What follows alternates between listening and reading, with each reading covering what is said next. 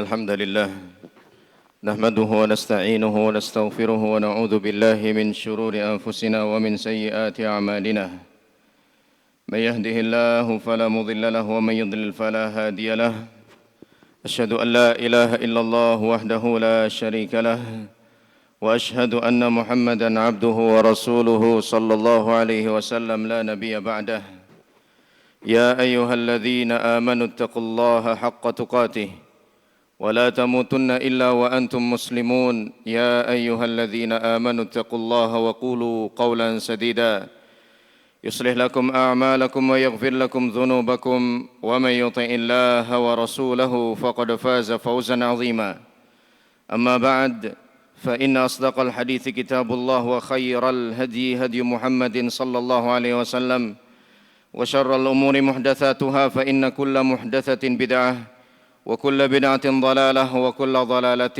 في النار. Ma'asyiral muslimin rahimani Allah wa iyyakum.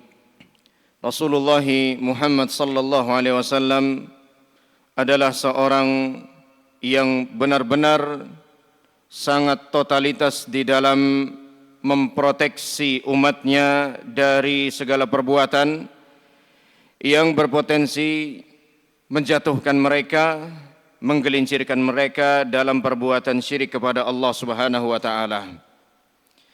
Dan kesemangatan itu Allah Subhanahu wa taala sudah sebutkan di dalam firman-Nya di surah At-Taubah ayat 128.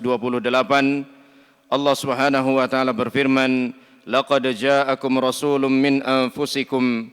Sungguh telah datang seorang rasul dari bangsa kalian sendiri. Azizun 'alaihi ma 'anittum. Terasa berat suatu hal yang menyulitkan kalian.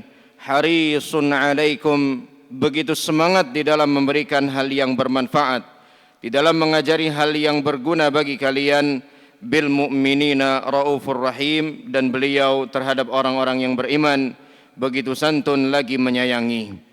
Maka di antara sekian banyak bentuk totalitas beliau sallallahu alaihi wasallam di dalam memproteksi kita semua dari lembah kesyirikan, pada khutbah Jumat siang hari ini kami akan menyebutkan di antaranya, dan tujuannya yang pertama adalah untuk memahamkan kita bahwa jikalau beliau sallallahu alaihi wasallam saja semangat untuk menyelamatkan diri kita dari lembah kesyirikan, harusnya kita lebih semangat lagi di dalam menyelamatkan diri kita dari lembah kesyirikan, karena yang akan merasakan akibat baik saat menjauhi kesyirikan itu kita sendiri, dan yang akan merasakan atau menanggung akibat buruk dari perbuatan syirik itu ya juga kita sendiri.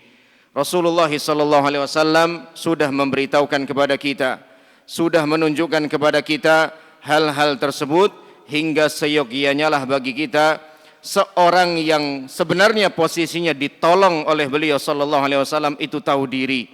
Jangan mengabaikan hal-hal yang menjadi petunjuk beliau sallallahu alaihi wasallam tersebut.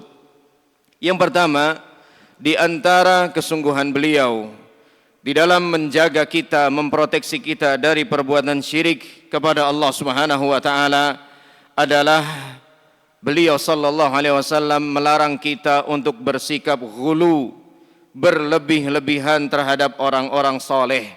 Sesoleh apapun dia, seberapapun kita mengaguminya, tetaplah ada batasannya kita di dalam menghormatinya, ada batasannya kita di dalam mengagungkannya. Rasulullah sallallahu alaihi wasallam sudah mewanti-wanti bahayanya sikap ghulu ini, sikap ghulu terhadap orang-orang soleh. Beliau mengatakan, "Iyyakum wal ghulu, fa innama ahlaka man qablakum al-ghuluwu fis salihin aw fid din." Hendaknya kalian berhati-hati dari sikap ghulu, berlebih-lebihan, karena sesungguhnya di antara hal yang membuat umat terdahulu binasa adalah sikap berlebih-lebihan mereka di dalam agama. Rasulullah sallallahu alaihi wasallam juga bersabda, "Halakal mutanatti'un, halakal mutanatti'un, halakal mutanatti'un." Celakalah orang-orang yang berlebihan, celakalah orang-orang yang berlebihan, celakalah orang-orang yang berlebihan. Berlebihan di dalam melaksanakan agama maksudnya melakukan sesuatu yang semestinya tidak dilakukan, bukan melakukan sesuatu yang semestinya memang dilakukan.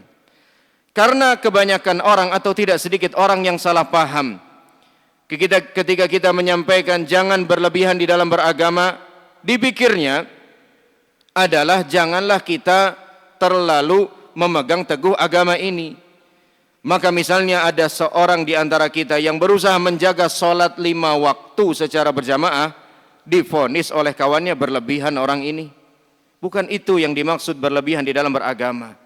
Dia hanya melakukan apa yang semestinya dilakukan, bukan dia yang berlebihan. Bisa jadi kitalah selama ini yang terlalu menyepelekan. Berlebihan adalah melakukan sesuatu dalam agama ini yang sama sekali tidak diperintahkan oleh Allah Subhanahu wa taala dan Rasulnya sallallahu alaihi wasallam. Sebagai contoh, kita diperintahkan oleh Allah Subhanahu wa taala atau Rasulnya sallallahu alaihi wasallam untuk menghormati para ulama, benar. Akan tetapi dengan penghormatan yang wajar antar sesama manusia, tidak sampai pada sikap mengkultuskannya, apalagi seolah menempatkannya sejajar dengan Rasulullah sallallahu alaihi wasallam atau bahkan sejajar dengan Allah Subhanahu wa taala.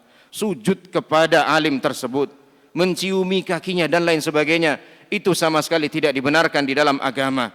Kita diperintahkan untuk menghormati para ulama, orang-orang saleh, akan tetapi tetap ada batasannya, karena biar bagaimanapun mereka tetaplah manusia biasa.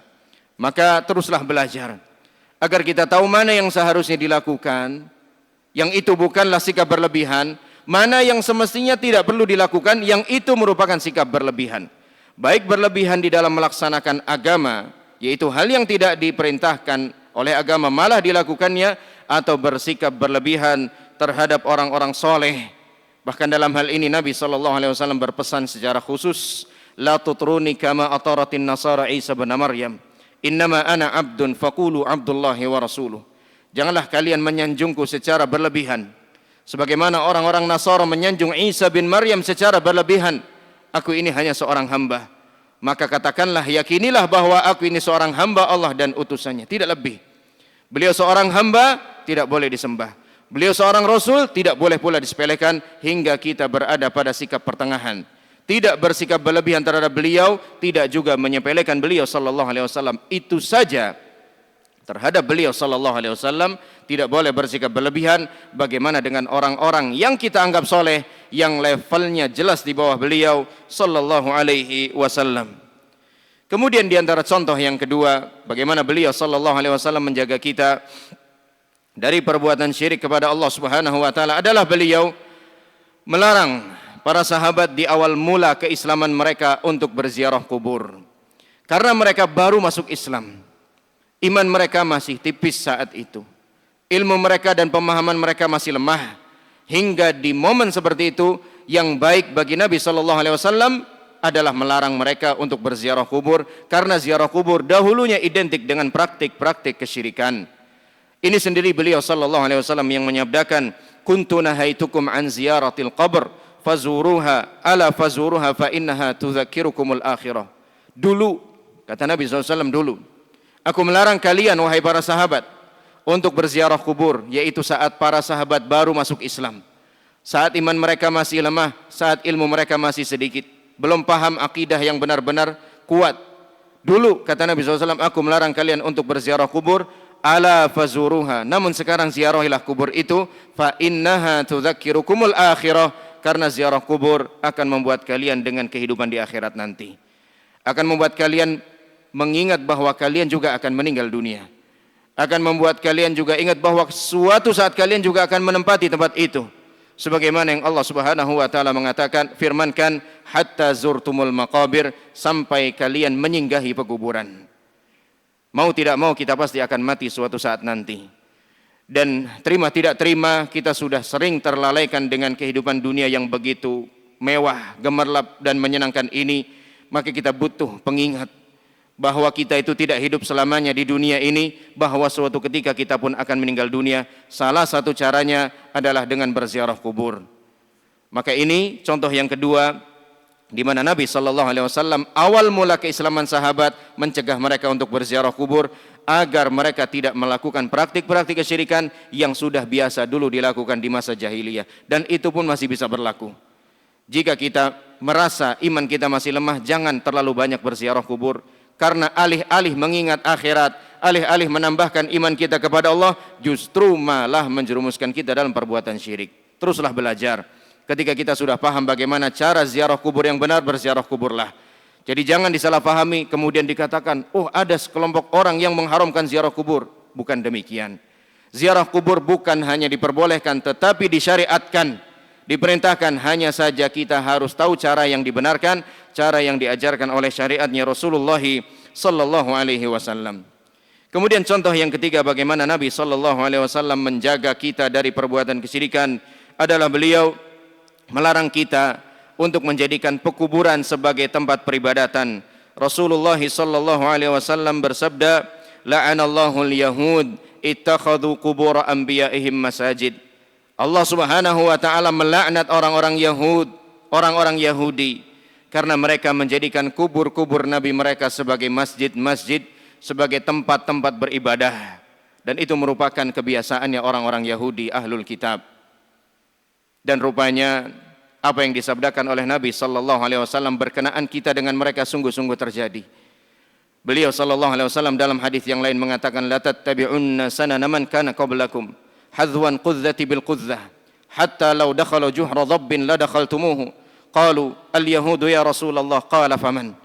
Rasulullah sallallahu alaihi wasallam bersabda, sungguh kalian akan mengikuti kebiasaan umat-umat sebelum kalian sedikit demi sedikit, hingga seandainya mereka masuk ke dalam lubang seekor kadal gurun, yang mana itu mustahil dilakukan, kalian pun akan ikut-ikutan memasuki lubang tersebut. Para sahabat bertanya, apakah orang-orang sebelum kami itu maksudnya adalah orang-orang Yahudi dan Nasrani, wahai Rasulullah? Maka beliau mengatakan, memangnya siapa lagi kalau bukan mereka?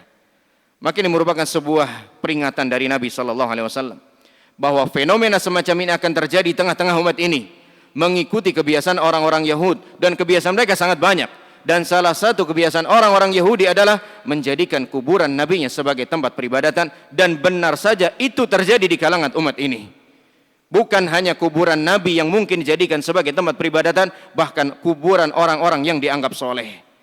Begitu ada orang soleh yang meninggal dunia, dibangun dengan begitu megahnya, hingga kemudian menarik rasa ingin orang lain untuk terus beribadah di sana.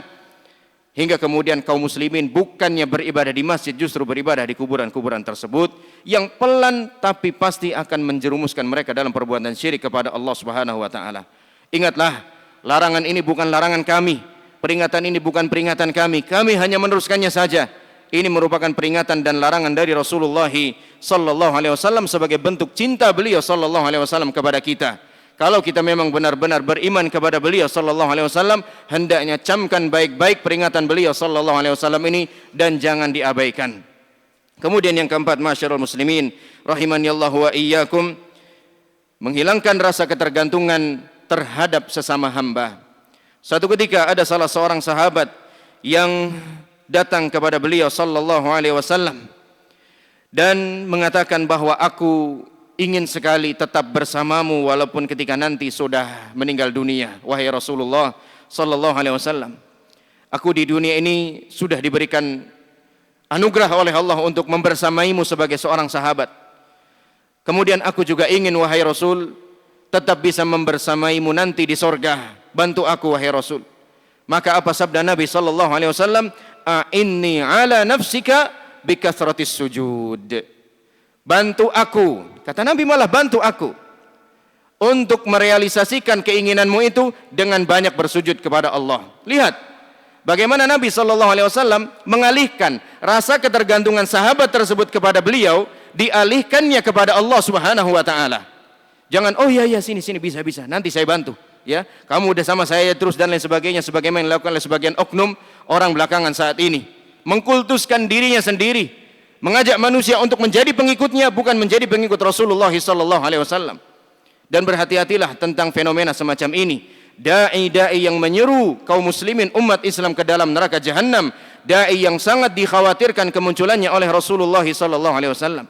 Hati-hatilah di dalam memilih guru. Jangan hanya karena berpenampilan menarik, jangan karena hanya memiliki retorika yang begitu indah, akan tetapi jauh sekali dari firman Allah Subhanahu wa taala. Akan tetapi jauh sekali dari sabda Rasulullah sallallahu alaihi wasallam, akan tetapi jauh sekali dari pemahaman sahabat-sahabat Nabi ridwanullah alim jami'an. Mereka tidak layak untuk kita jadikan sebagai seorang guru. Kalaulah kita jadi orang yang begitu selektif di dalam memilih guru yang bersifat duniawi, kita tidak mau sembarangan bekerja, tidak mau sembarangan belajar, kita pilih sekolahan, kita pilih lembaga yang benar-benar memiliki kemampuan dan benar-benar memiliki kompetensi dalam bidangnya, maka dalam urusan agama hendaknya kita juga selektif. Di dalam memilih guru agama, orang yang kita jadikan sebagai panutan, kita jadikan sebagai pembimbing untuk menuntun kita semakin dekat dengan Allah Subhanahu wa taala, bukannya malah semakin jauh dari Allah Subhanahu wa taala. Dan beliau sallallahu alaihi wasallam juga mengatakan, ketika beliau bertanya kepada para sahabat, man as'adun nasi ketika sahabat bertanya kepada beliau, man as'adun nasi bi syafa'atika ya Rasulullah, wahai Rasulullah, siapakah orang yang paling bahagia nanti dengan syafaatmu di hari kiamat? Maka beliau sallallahu alaihi wasallam mengatakan, man qala la ilaha illallah mukhlishan min qalbih, yaitu seseorang yang mengatakan la ilaha illallah benar-benar ikhlas dari dalam hatinya. Dia memahami, dia memaknai, dia melaksanakan konsekuensi la ilaha illallah. Di mana konsekuensi la ilaha illallah adalah tidak mempersembahkan ibadah apapun kepada selain Allah Subhanahu wa taala, sekecil apapun ibadah itu. Maka masyaallah muslimin rahimani Allah wa iyyakum, ini beberapa contoh bahwa Rasulullah sallallahu alaihi wasallam begitu perhatian dengan kita, begitu semangat di dalam menjaga dan memproteksi kita dari perbuatan syirik. Itu demi keselamatan kita sendiri. Maka kita yang akan menjalani atau menikmati keselamatan itu harusnya lebih perhatian lagi terhadap dirinya sendiri tentang perbuatan syirik yang begitu berbahaya atau mengancam keselamatan dirinya. Aqulu ma tasma'un wastaghfirullah li wa lakum wa lisairil muslimin fastaghfiruhu innahu huwal ghafurur rahim.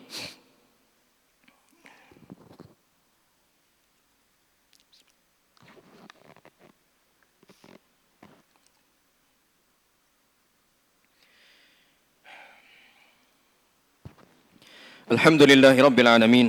Wassalatu wassalamu ala khairil anbiya wal mursalin wa ala alihi wa ashabihi ajma'in wa ala man sara ala nahjihi ila yaumiddin wa ba'd. Kemudian contoh berikutnya masyaallah muslimin rahimani Allah wa iyyakum adalah beliau menegur ucapan-ucapan sahabat yang berpotensi menjerumuskan mereka juga dalam perbuatan syirik kepada Allah Subhanahu wa taala. Suatu ketika beliau sallallahu alaihi wasallam mendengar seorang laki-laki yang berkata, Masya Allah wa syi'ta, betapa maha berkehendaknya Allah dan dirimu. Betapa hebatnya Allah Subhanahu wa taala dan dirimu. Betapa maha kuasanya Allah dan dirimu. Maka Nabi sallallahu alaihi wasallam menegur orang tersebut dengan nada yang serius bahkan marah. Aja'altani lillahi niddan? Apakah kamu bermaksud menjadikan aku sebagai sekutu, tandingan bagi Allah Subhanahu wa taala dengan berkata seperti itu? Qul masya Allah wahdah. Cukup katakan masya Allah. Tidak usah bawa-bawa aku, sejajarkan aku dengan Allah. Aku biar bagaimana tidak sejajar dengan Allah Subhanahu wa taala. Maka masyaallah muslimin, ucapan yang kelihatannya sederhana seperti ini namun tetap menyalahi kesempurnaan tauhid ditegur juga oleh beliau sallallahu alaihi wasallam. Ucapan semacam ini yang mungkin terucap di masyarakat kita menyamaratakan antara diri kita dengan Allah Subhanahu wa taala adalah ucapan sebagian kita yang mungkin karena memang belum paham. Alhamdulillah, karena pertolongan Allah dan kegigihan teman-teman semua, ini senada dengan yang dilarang oleh Rasulullah sallallahu alaihi wasallam. Yang mestinya kita ucapkan bagaimana? Alhamdulillah, karena pertolongan Allah Subhanahu wa taala, kemudian kegigihan dari teman-teman sekalian. Hanya antara penggunaan kata dan diubah menjadi kemudian sudah mengubah arti yang begitu jauh. Dan Allah dan kalian itu berarti mensejajarkan sebagaimana yang Nabi SAW tadi tegur. Yang dibenarkan adalah menggunakan kata kemudian. Alhamdulillah, karena kemudahan dari Allah Subhanahu wa taala, kemudian kesemangatan dari teman-teman semua, kemudian kegigihan dan totalitas dari teman-teman semua, kita berhasil menyelenggarakan kegiatan ini dengan baik. Jadi jangan sampai membiarkan hal semacam ini kemudian juga menisbatkan kebaikan kepada diri sendiri atau kepada orang lain dengan mengatakan untung ada saya, untung saya kasih tahu. Jangan kata demikian. Berkatalah alhamdulillah, Allah Subhanahu wa taala masih mengingatkan kita. Alhamdulillah, Allah Subhanahu wa taala masih beritahu kita dan lain sebagainya. Bahkan Ibnu Abbas radhiyallahu anhu mengatakan, sungguh seseorang ada yang menyekutukan Allah Subhanahu wa taala dengan seekor anjing yang dia miliki. Bagaimana? Yaitu orang itu berkata, laulal kalbu la'atanal lis. Kalau bukan karena ada anjing ini, tentu kita semalam sudah kemalingan. Itu kata Ibnu Abbas, sahabat Nabi SAW, termasuk perbuatan syirik kecil kepada Allah Subhanahu wa taala. Walaupun syirik kecil, namun jangan diremehkan. Seharusnya yang dikatakan bagaimana? Alhamdulillah, berkat pertolongan Allah, kemudian adanya anjing penjaga ini kita selamat dari kemalingan. Hal-hal sesederhana ini, hal-hal sedetail ini pun ternyata begitu diperhatikan oleh Rasulullah sallallahu alaihi wasallam. Contoh berikutnya juga Nabi sallallahu alaihi wasallam menegur keras seseorang yang menggunakan suatu hal semacam gelang di tangannya. Kemudian Nabi SAW bertanya kepada sahabat itu, Imran bin Husain radhiyallahu anhu, "Ma hadhihi?" Ini apa? Sebagian ulama ada yang menerjemahkan atau menafsirkan ucapan beliau ini dengan tafsiran apa-apaan ini. Maka sahabat itu mengatakan, minal wahinah ya Rasulullah, ini untuk menguatkan fisik saya. Saya itu gampang sakit, saya itu gampang ngedrop dan lain sebagainya. Gelang ini saya pakai untuk hal semacam itu. Kata Nabi sallallahu alaihi wasallam, inzi'ha, lepaskan benda itu. Fa innaka law mutta wa hiya 'alaika ma aflahta abada. Innaha la yaziduka illa wahna. Lepaskan benda itu. Benda itu tidak membuatmu lebih kuat, justru membuatmu lebih lemah lagi. Buang benda itu. Jika kamu mati dan benda itu masih kamu pakai, kamu tidak akan pernah selamat selama-lamanya. Penggunaan jimat-jimat yang juga ternyata masih dilakukan oleh sebagian kaum muslimin. Jangan mengatasnamakan ikhtiar terus kemudian segala hal jadi serba boleh, tidak. Ikhtiar ada yang boleh, ada yang tidak boleh. Sebagaimana ikhtiar di dalam mencari rezeki, ada yang boleh, ada yang tidak. Yang boleh dengan cara bekerja yang halal, yang tidak boleh dengan cara korupsi misalnya. Ikhtiar itu artinya usaha. Orang yang korupsi juga ikhtiar. Orang yang korupsi juga usaha. Hanya saja ikhtiar usaha yang dia lakukan adalah usaha yang diharamkan oleh Allah Subhanahu wa taala. Kemudian satu lagi, masyaallah muslimin rahimanillahu wa iyyakum, bagaimana Nabi sallallahu alaihi wasallam menjaga kita dari potensi jatuhnya kita dalam perbuatan syirik adalah saat beliau melarang sahabat untuk sujud kepada beliau sallallahu alaihi wasallam. Sahabat itu adalah seorang yang diutus oleh Nabi sallallahu alaihi wasallam untuk mengirimkan surat ke negara-negara tetangga yang belum beriman kepada Allah. Sahabat tersebut menjumpai di negara-negara tetangga tersebut rakyatnya sujud kepada rajanya. Maka sahabat tadi dalam hatinya berkata, demi Allah, Rasulku Muhammad sallallahu alaihi wasallam lebih berhak untuk diperlakukan seperti ini dibandingkan raja-raja yang tidak beriman ini. Saat dia pulang ke Madinah, ia pun bersujud kepada Rasulullah SAW, tapi ditahan oleh Nabi sallallahu alaihi wasallam. Dan Nabi mengatakan, "Lau kuntu amiran ahadan an yasjuda li ahadin la amartu zaujata an tasjuda li zaujiha." Seandainya aku boleh menyuruh manusia sujud kepada sesama manusia, sudah pasti kuperintahkan untuk sujud seorang istri kepada suaminya. Akan tapi tidak boleh manusia sujud kepada sama manusia, dan ini dilarang oleh Nabi sallallahu alaihi wasallam, padahal sujudnya kepada beliau sallallahu alaihi wasallam. Bagaimana dengan kepada orang yang bukan beliau sallallahu alaihi wasallam, orang yang jelas tingkat kesolehannya pasti di bawah beliau sallallahu alaihi wasallam, tentu lebih tidak boleh lagi. Jangan disalahpahami kita orang yang tidak beradab, kita orang yang tidak sopan, tidak beretika kepada orang, tidak demikian. Kita tetap menyampaikan wajib hukumnya, menghormati, menghargai orang soleh, orang alim, karena itu merupakan perintahnya Nabi sallallahu alaihi wasallam. Laisa minna man lam yuwaqqir kabirana wa lam yarham saghirana wa lam ya'rif li'alimina haqqah. Bukanlah termasuk golongan kami orang yang tidak menghormati yang lebih tua, yang tidak menyayangi yang lebih muda, dan tidak menghormati orang alim di antara kami. Diancam oleh Nabi, bukan termasuk golongan kami. Berarti perintah untuk menghormati orang alim merupakan perintah yang sangat serius dari Nabi SAW. Akan tetapi sekali lagi tetap ada batasannya. Dan ini baru sekian sedikit atau sebagian daripada yang menjadi contoh bagaimana Nabi SAW begitu luar biasa di dalam memproteksi kita semua dari perbuatan kesyirikan kepada Allah Subhanahu wa taala, dan di dalam menjaga keutuhan tauhid dan iman kita kepada Allah Subhanahu wa taala. Oleh karenanya kita sebagai orang yang dijaga semestinya lah sekali lagi lebih semangat, lebih perhatian untuk melaksanakan petunjuk-petunjuk beliau sallallahu alaihi wasallam tersebut demi keselamatan kita sendiri. Dan tidak ada dosa yang paling besar melebihi dosa kesyirikan kepada Allah Subhanahu wa taala. Mudah-mudahan Allah Subhanahu wa taala memberikan taufik kepada kita untuk menjadi orang-orang yang mau mendengarkan terhadap petunjuk Nabi sallallahu alaihi wasallam dan mau mengamalkannya, dan menjadikan kita sebagai orang-orang yang menjauhkan segala hal yang sudah dilarang, sudah diperingatkan oleh Rasulullah sallallahu alaihi wasallam, hingga kelak kita juga diperjumpakan dan dibersamakan oleh Allah Subhanahu wa taala dengan Rasulullah Muhammad sallallahu alaihi wasallam di surganya. Innallaha wa malaikatahu yusalluna 'alan nabi ya ayyuhalladzina amanu sallu 'alaihi wa sallimu taslima.